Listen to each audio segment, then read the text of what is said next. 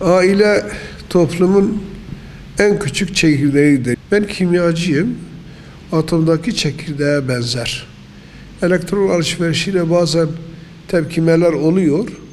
Ama eğer çekirdeği patlarsa bir vesileyle hem yüksek bir enerji açığa çıkar, etrafı da berbat eder. Biraz buna da benzetilebilir. Yani aile yapısı olmayan bir toplum olma özelliğini kaybetmiştir. Küçük aile biliyorsunuz, anne baba ve çocukları, elhamdülillah hala da bizde küçük ailede yine dede ve nene de var. Ve eğer biz bu kavramları unutursak, aile kavramını unuttuğumuz zaman akraba kavramı unutulmuş oluyor. Akraba kavramı unutulduğu zaman kişi bireysel olarak ortada kalıyor.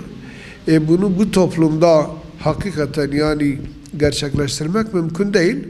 Yeterince denendi ve artık biz tekrar aile kavramıyla hem devletimiz hem milletimiz olarak selamlaşalım.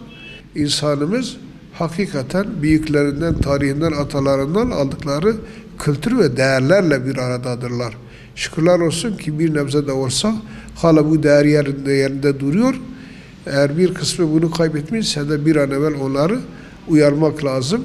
Şimdi aile terbiyesi diye bir kavram var bu toplumun içinde. Aile biliyorsun anne ilk öğretmendir.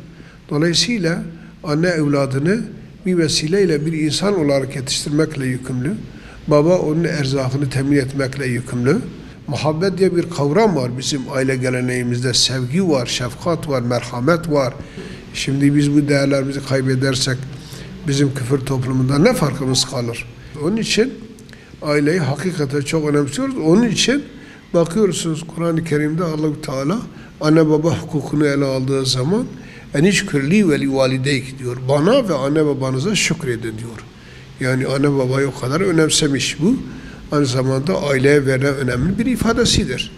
Hatta İslamiyet'te anne baba gayrimüslim olsa dahi onlara ilgi göstermek, onlara sahiplenmek, onlara dua etmek, erzakını temin etmek ne evladın borcudur. Onun için hangi açıdan ele alırsanız aile kavramı gerçekten bir numaralı değer olarak karşınıza çıkıyor yani.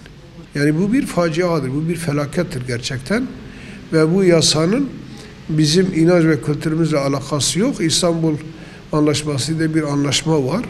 O anlaşmada da hazır olunan 10 tane ülkenin bir kısmı şerh koymuş demiş benim toplum hala bunu kaldıramıyor. Ben şu anda bu yasayı uygulamayacağım. Ondan sonra bizim ülkemiz maşallah kabre uyguluyor. Bakıyorsunuz 15 gün, 1 ay, 6 ay baba aileden uzaklaştırılıyor. Ve bu şekilde gelen şikayetlerin %75'i de bu sefer boşanmayla sonuçlanıyor. Boşanma da çok tehlikeli bir şey. Eğer yapılan müracaatların %75'i boşanmayla sonuçlanmışsa bakın bir de bunlara bağlı olarak sokakta olan sahipsiz evlatlar gerçekten de perişan vaziyetteler. Yani hangi açıdan baksanız bu bir felaket. 600 vekilin 600'üne de sesleniyorum.